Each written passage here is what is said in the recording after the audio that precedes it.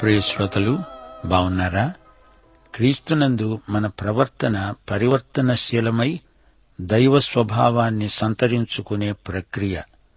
అది నిరంతరము కొనసాగే ఆంతరంగికమైన ఉద్యమం. మతాలు వెలిగించుకునే చిరుదీపాలు క్రీస్తు వెలుగులో వెలవెలపోతాయి. పరిశుద్ధాత్మ మనలో ఉండి ఈ పరివర్తనను నిర్వహిస్తున్నాడు. ఈ చైతన్యం మీలో ఉందా? దేవుని కృప మనలను రక్షించే కృప. మనకు నూతన జన్మనిచ్చి మనలను దినదినము నూతన పరిచేవాడు పరిశుద్ధాత్మ. ఎఫెసీ పత్రిక 2వ అధ్యాయం 8 నుండి 10వ వచనం. మిమ్ములను నేటి పాఠానికి ఆహ్వానిస్తున్నాము. మీరు విశ్వాసము ద్వారా కృపచేతనే రక్షించబడి ఉన్నారు. ఇది మీ వలన కలిగినది కాదు, దేవుని వరమే. అది క్రియల వలన కలిగినది కాదు గనుక ఎవడునూ అతిశయపడ వీలు లేదు. మరియు వాటి యందు మనము నడుచుకోవాలని దేవుడు ముందుగా సిద్ధపరచిన సత్క్రియలు చేయడానికి మనము క్రీస్తు యేసునందు సృష్టించబడిన వారమై ఆయన చేసిన పని అయి ఉన్నాము. తీతు పత్రిక 3వ అధ్యాయం 5వ వచనం కూడా ఇదే మాట అంటోంది. మనము మన నీతిని అనుసరించి చేసిన క్రియల మూలముగా కాక తన కనికరము చొప్పుననే పునర్జన్మ సంబంధమైన స్నానము ద్వారా పరిశుద్ధాత్మ మనకు నూతన స్వభావము కలుగచేయుట ద్వారా మనలను రక్షించాడు. శ్రోతలు, రండి ప్రార్థన చేసుకుందాము. ప్రేమమయ పరిశుద్ధ దేవా, మా పరమతండ్రి, నీ నామము మహోన్నతమైనది, నీ నామము శక్తిభరితమైనది. అట్టి నీ నామమును మేము ధరించుకొన్నామంటే అది కేవలము నీ కృపే. నీ బిడ్డలమైన మమ్ములను దినదినము కాచి కాపాడుతున్నావు. మమ్ములను నీ నీతి మార్గములో నడిపిస్తున్నావు.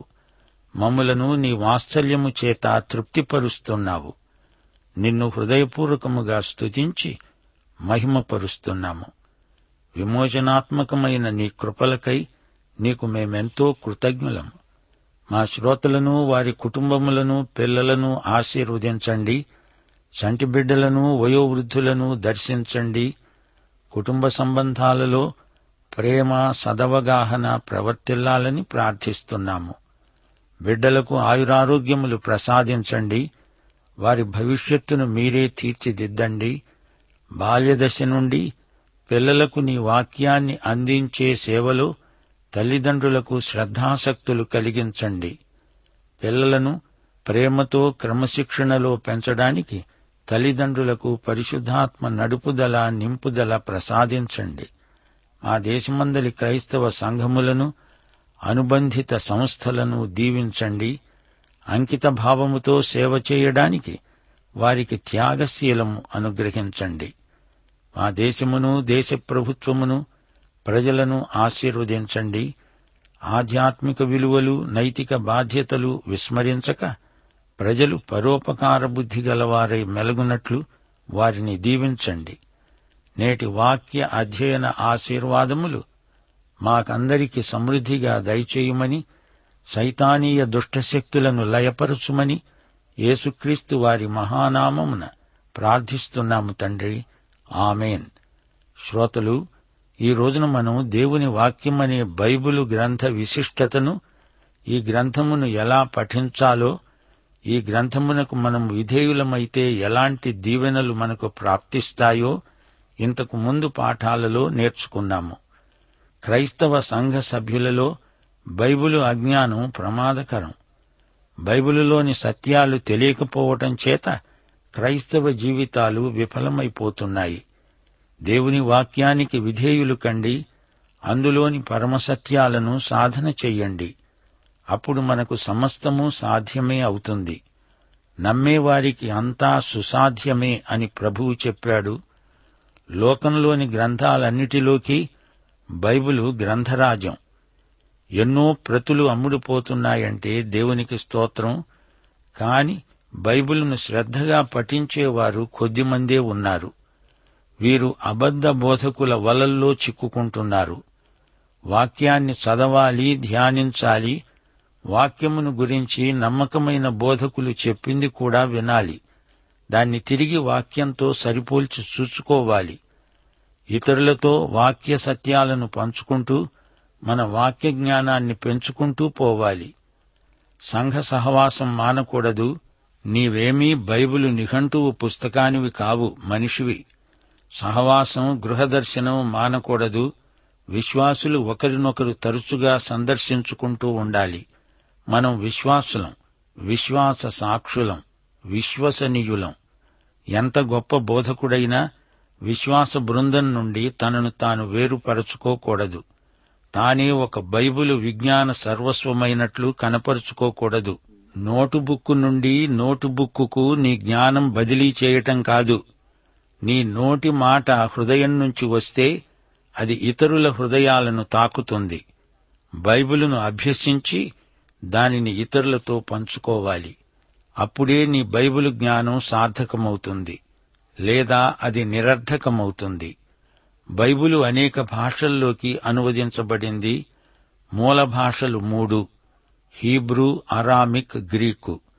ఈ బైబిలు గ్రంథకర్త అయిన ప్రభువు నీ గురించే చింతిస్తున్నాడు. ఆయన నీకోసం తన ప్రాణమిచ్చి రక్తదానం చేసిన ప్రేమమూర్తి యేసు. ఆయన మన ప్రియతమ నాయకుడు. నీ గురించి, నీ దేశాన్ని గురించి, నీ జాతిని గురించి ఆయన సంకల్ప ప్రణాళిక ఉంది. ఈయన నీ సృష్టికర్త అయిన పరమదేవుడు. నిన్నాయన ఎంతో ప్రేమిస్తున్నాడు. ఆయనే విశ్వమంతటినీ సృజించిన మహాదేవుడు. గ్రహాలు, ఉపగ్రహాలు, సూర్యచంద్ర నక్షత్రాదులు, ఆకాశ మహాకాశములు అంతా అన్నీ ఆయన సృష్టే. ఆయనను వ్యక్తిగతంగా కలుసుకోవడానికి, తెలుసుకోవడానికి ఉపకరించే ఏకైక గ్రంథం పరిశుద్ధ బైబిలు.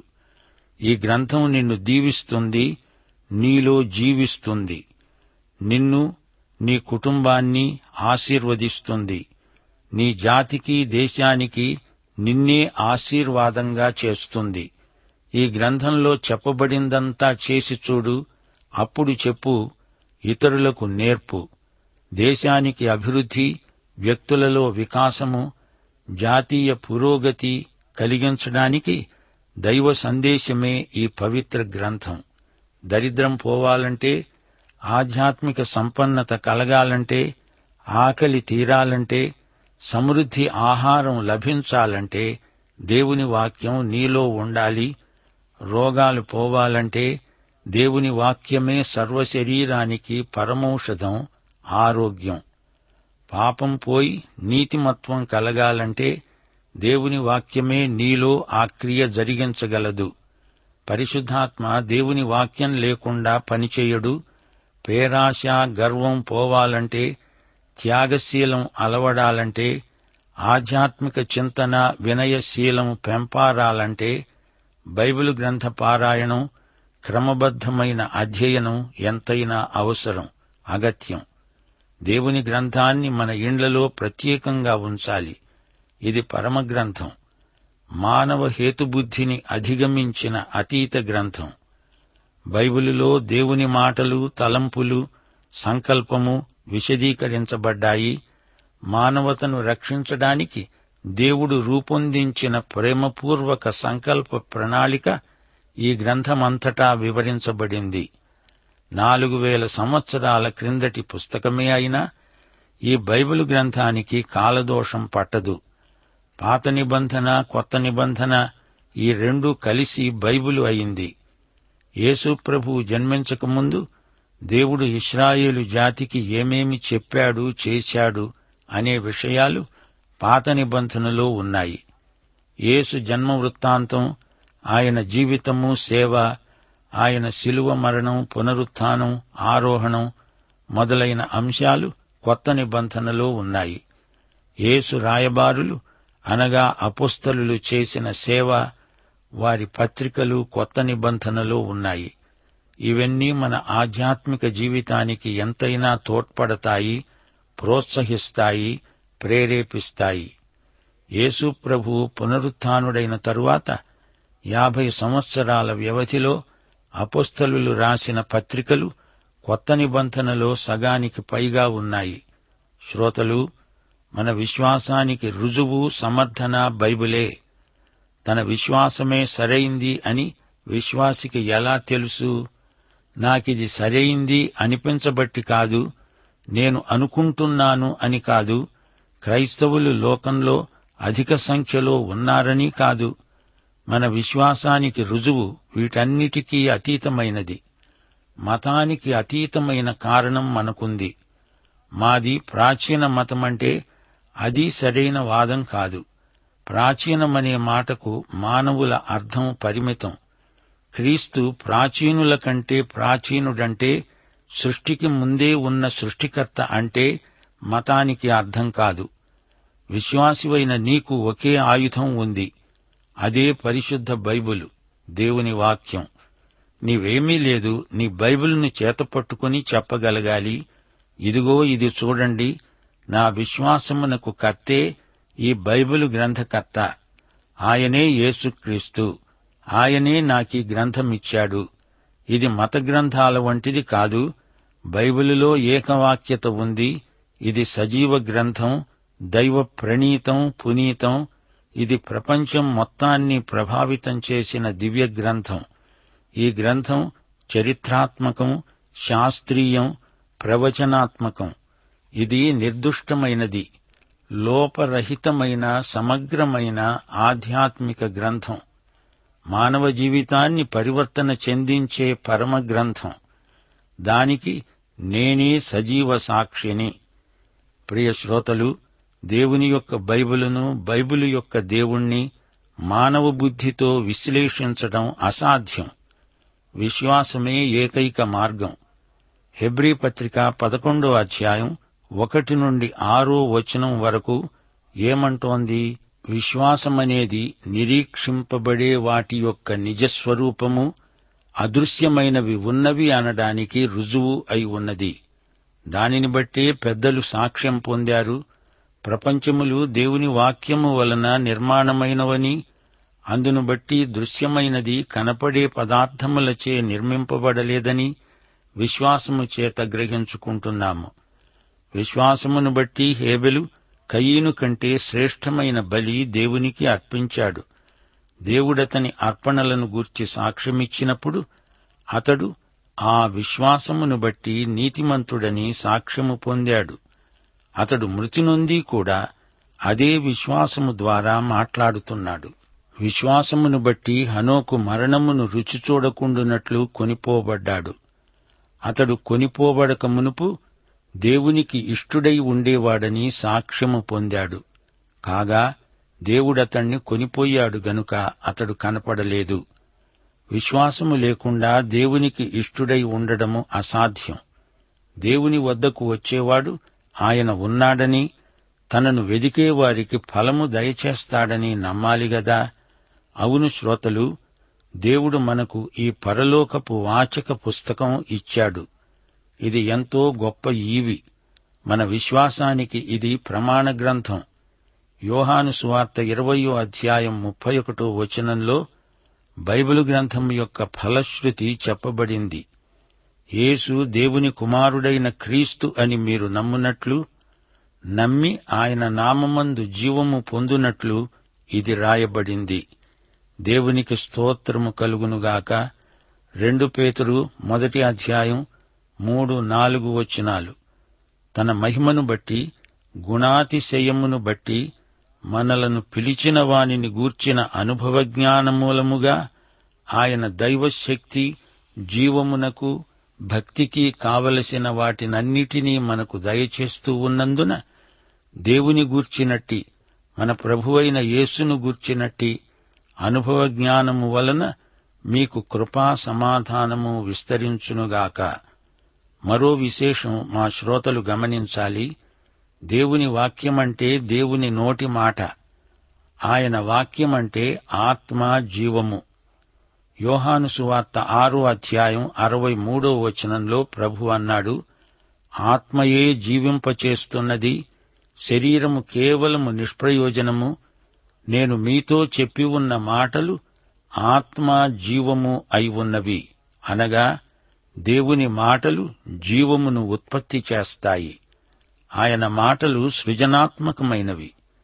కీర్తనలు 33, 6-9 వచనాలు. యెహోవా వాక్కుచేత ఆకాశములు కలిగాయి, ఆయన నోటి ఊపిరి చేత వాటి సర్వసమూహము కలిగాయి. ఆయన మాట సెలవీయగా దాని ప్రకారమే జరిగింది. ఆయన ఆజ్ఞాపించగానే కార్యము స్థిరపరచబడింది. దేవుని వాక్యము కడుగుతుంది. వాక్యోదక స్నానం మనకు కావాలి. ప్రభువు మాటలు మనల్ని శుద్ధి చేస్తాయి. దేవుని వాక్యం మనలో ఉంటే అది మనల్ని పాపములో పడకుండా కాపాడుతుంది. దేవుని వాక్యం మన జీవితాలను వెలిగించే వెలుగు. చీకటి లోకంలో మనకు జ్ఞానదీపిక దేవుని వాక్యం. మన ఆత్మలకు ఆహారం దేవుని వాక్యం. వాక్య భోజనం క్రమేణా మనకు అధిక బలం చేకూరుస్తుంది. క్రీస్తు శరీరం ఎదగాలంటే ఇదే బలవర్ధకమైన ఆహారం.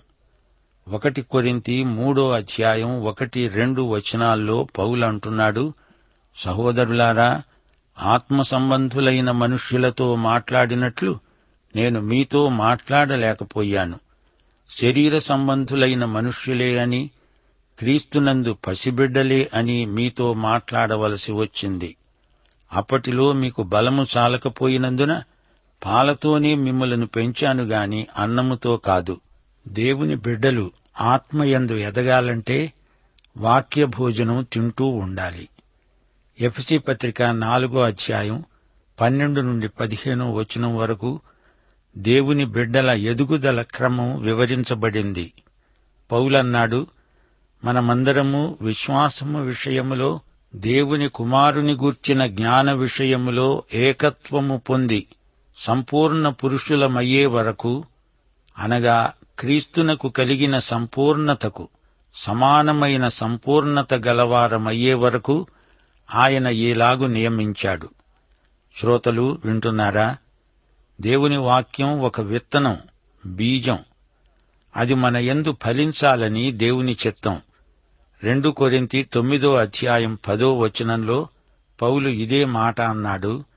విత్తేవానికి విత్తనమును, తినటానికి ఆహారమును దయచేసే దేవుడు మీకు విత్తనము దయచేసి విస్తరింపచేసి, మీరు ప్రతి విషయములో పూర్ణౌదార్య భాగ్యము గలవారగునట్లు మీ నీతి ఫలములు వృద్ధి పొందిస్తాడు. చూచారా, దేవుని వాక్య బీజం ఎంత పని చేస్తుందో ఊహించలేము. దేవుని వాక్యమనే ఆత్మ ఖడ్గము మన సర్వాంగ కవచములోనిది. ఎఫెసీ పత్రిక 6:17 వచనం, నడుమునకు సత్యమనే దట్టి, ఇది దేవుని వాక్యమే. దేవుని వాక్యమే ఆత్మ ఖడ్గం కూడా. వాక్య సత్యముతో సైతాను దెబ్బను కాచుకోగలము, వాక్య ఖడ్గముతో సైతానును కొట్టగలము. ఒకే వాక్యము 2 విధాల పనిచేస్తుంది. హెబ్రీ పత్రిక 4:12 వచనంలో చెప్పినట్లు, దేవుని వాక్యము సజీవమై రెండంచులు గల ఎటువంటి ఖడ్గము కంటే వాడిగా ఉండి ప్రాణాత్మలను కీళ్లను మూలుగను విభజించే మట్టుకు దూరుతూ హృదయం యొక్క తలంపులను ఆలోచనలను శోధిస్తున్నది. వాక్య ఖడ్గముతో యేసు ప్రభు సైతాను శోధనలను జయించాడు. అదే వాక్యం ఈ రోజున మనకు గొప్ప ఆయుధమై విజయానికి సాధనమవుతోంది. దేవుని వాక్యమును గూర్చిన మరో పరమరహస్యమున్నది. వాక్యము మన ప్రార్థనకు గొప్ప ప్రేరక శక్తి. యోహాను సువార్త 15:7 వచనంలో ప్రభువే స్వయంగా అన్నాడు, నాయందు మీరు, మీ యందు నా మాటలు నిలిచి ఉండిన ఎడల మీకేది ఇష్టమో అడగండి, అది మీకు అనుగ్రహించబడుతుంది. అనగా ఏదైనా అడగడానికి మీకు అధికారము, హక్కు ఉంటాయి. దేవుని వాక్యం మనలో సమృద్ధిగా లేకపోతే దేవుణ్ణి ఏదైనా అడిగే హక్కును కోల్పోతాము. దేవుని వాక్యము విని దానికి విధేయులైన వారు మంచి గట్టి పునాది మీద తమ నివాస గృహమును నిర్మించుకున్నవారే. మత్తయి సువార్త 7:24-25 వచనాల్లో ప్రభు అన్నాడు, ఈ నా మాటలు విని వాటి చొప్పున చేసే ప్రతివాడు బండమీద తన ఇల్లు కట్టుకొనిన బుద్ధిమంతుణ్ణి పోలి ఉంటాడు. వాన కురిసింది, వరదలు వచ్చాయి, గాలి వీచి ఆ ఇంటి మీద కొట్టింది. గాని దాని పునాది బండమీద వేయబడింది గనుక అది పడలేదు. మరియు ఈ నా మాటలు విని వాటి చొప్పున చేయని ప్రతివాడు ఇసుక మీద తన ఇల్లు కట్టుకొనిన బుద్ధిహీనుణ్ణి పోలి ఉంటాడు. వాన కురిసింది, వరదలొచ్చాయి, గాలి విసిరి ఆ ఇంటి మీద కొట్టింది, అప్పుడది కూలబడింది. దేవుని వాక్యం మనలో పటిష్టమైన పునాది బలం. మన పరిస్థితులు ఎంత ప్రతికూలమైనా మనం స్థిరంగా నిలబడి ఉండగలం. ప్రియ శ్రోతలు, దేవుని వాక్యమంతటా 12 గొప్ప చరిత్రాత్మక సంఘటనలు పేర్కొనబడినవి. 1. క్రీస్తు యొక్క రెండో రాకడ. ప్రకటన గ్రంథం 19వ అధ్యాయం. 2. సంఘం ఎత్తబడుతుంది. 1 తెస్సలోని పత్రిక 4వ అధ్యాయం. 3. పరిశుద్ధాత్మ అవరోహణం అనగా రాకడ. అపొస్తల కార్యములు 2వ అధ్యాయం. 4. క్రీస్తు ఆరోహణం. మత్తయి సువార్త 28వ అధ్యాయం. 5. క్రీస్తు శిలువ మరణం. మత్తయి సువార్త 27వ అధ్యాయం. 6. క్రీస్తు జన్మ. లూకా సువార్త 2వ అధ్యాయం. 7. నూతన నిబంధన గ్రంథం ముగింపు. ప్రకటన 22వ అధ్యాయం. 8. పాత నిబంధన గ్రంథం ముగింపు. మలాకి 4వ అధ్యాయం. 9. సంఘం ఆరంభం. అపొస్తలుల కార్యములు 2వ అధ్యాయం. 10. ఇశ్రాయేలు జాతి ఆవిర్భావం. ఆదికాండం 12వ అధ్యాయం. 11. మానవ సృష్టి. ఆదికాండం 1-2 అధ్యాయాలు. 12. లోక సృష్టి. ఆదికాండం 1వ అధ్యాయం. ప్రియ శ్రోతలు, ఈ బైబిలు గ్రంథ విశిష్టత ఎంత చెప్పుకున్నా తనివి తీరదు. దేవుని వాక్యాన్ని క్రమబద్ధంగా అధ్యయనం చేయటంలో పట్టుదల, దీక్ష ఎంతో అవసరం. దేవుని వాక్యాన్ని అర్థం చేసుకోవడానికి నీవేమీ పండితుడివై ఉండనక్కర్లేదు. దేవుని వాక్యాన్ని ప్రేమించిన వారు దాన్ని అధ్యయనం చేసి తీరతారు. తద్వారా తమ జీవితాలలో దేవుని చిత్తమేదో ఎరిగినవారై ధన్య జీవితాలను గడిపారు. దేవుణ్ణి గురించి, యేసుక్రీస్తును గురించి, రక్షణను గురించి సంపూర్ణ జ్ఞానం కలిగి ఉండాలి. అంతకంటే మనిషి కోరదగిందేముంది? బైబిలులో ఏ భాగం చదివినా మొదటి ప్రశ్న, ఇది ఎవరు రాశారు? రచయిత ఎవరు? దేవుడు వాడుకున్న ఈ రచయితను గురించి ముందు తెలుసుకోవాలి. రెండో ప్రశ్న, ఇది ఎవరికి రాయబడింది? ఇది ఎంతో ముఖ్యమైన ప్రశ్న. ఈ 2 ప్రశ్నలకు జవాబులు గ్రంథారంభంలోనే దొరుకుతాయి. మూడో ప్రశ్న, ఇది ఎక్కడ రాయబడింది? సొలొమోను సామెతల గ్రంథం రాజభవనంలో రాశాడు. పౌలు తన పత్రికలను చెరసాల నుండి రాశాడు. ఈ సంగతి తెలుసుకోవాలంటే గ్రంథమంతా చదివి పరిశోధించాల్సి ఉంటుంది. నాలుగో ప్రశ్న, ఇది ఎప్పుడు రాయబడింది? అప్పటి కాల పరిస్థితులు ఎలాంటివి? క్రీస్తు పూర్వమా, క్రీస్తు తరువాత? అది శాంతి సమయమా లేక యుద్ధకాలమా? అప్పుడు పరిపాలించిన రాజెవరు? మొదలైన వివరాలు సేకరించాలి. ఐదో ప్రశ్న, దేన్ని గురించి ఇది రాయబడింది? ఏ అంశం? ఆదికాండం మొదలుకొని ఎస్తేరు గ్రంథం వరకు దేవుని ప్రజల చరిత్ర, ధర్మశాస్త్ర విధులు. కొత్త నిబంధనలో అపొస్తలుల కార్యముల గ్రంథంలో సంఘ ఆవిర్భావం, సంఘ విస్తరణ వివరాలిందులో ఉన్నాయి. కీర్తనల గ్రంథంలో హీబ్రూ కవిత ఉంది, పాటలున్నాయి. బైబిలులోని ప్రతి గ్రంథం ఒక ముఖ్య సందేశం గలది. అది సంక్షిప్తంగా తెలుసుకొని ఉండాలి. అప్పుడే బైబిలు అధ్యయనం అర్థవంతమవుతుంది. ఆరో ప్రశ్న, ఎందుకిది రాయబడింది? ఇది ఒక చరిత్ర సంఘటన లేక ఇది స్తుతి పాఠమా? ఏదైనా సమస్యకు పరిష్కారమంతా రాయబడిందా లేక ఒక సత్య సిద్ధాంతం నేర్పడానికి రాయబడిందా? ఈ గ్రంథ రచనలోని ఉద్దేశ్యమేమిటి? ఇక ఏడో ప్రశ్న, ఈ వాక్య భాగంలో నాకు వ్యక్తిగతంగా ఏ సందేశమున్నది? ఇది అన్నిటికంటే ప్రాముఖ్యమైన ప్రశ్న.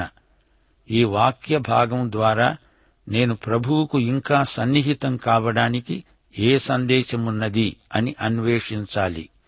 ఆ వాక్యాన్ని నీ వ్యక్తిగత జీవితానికి అన్వయించుకునే ప్రయత్నం చెయ్యాలి. పరిశుద్ధాత్మ నీకు సహాయం చేస్తాడు. అన్వయం కాని బైబిలు వల్ల ఆధ్యాత్మిక ప్రయోజనం ఉండదని మా శ్రోతలకు మనవి చేస్తున్నాము. నీ హృదయములోకి మనస్సులోకి తీసుకోవాలి. ఆ వాక్యము నీ మనస్సులో హృదయంలో వెల్లడి అగుటతోడనే వెలుగు కలుగుతుంది. వాక్యం మానవ హృదయంలో పరివర్తన కలిగిస్తుంది. దేవుని వాక్యం ఒక గని, తవ్విన కొద్దీ అమూల్యమైన వజ్రాలు దొరుకుతాయి. వాక్యం మనల్ని సూటిగా దేవుని హృదయంలోకి తీసుకువెడుతుంది. పాఠం ఇంతటితో సమాప్తం. మన ప్రభు అయిన యేసుక్రీస్తు వారి దివ్య కృప, తండ్రి అయిన దేవుని పరమ ప్రేమ, పరిశుద్ధాత్మ యొక్క అన్యోన్య సహవాసము, సమాధానము మనకందరికీ నిత్యత్వము పర్యంతము తోడై ఉండునుగాక. ఆమేన్.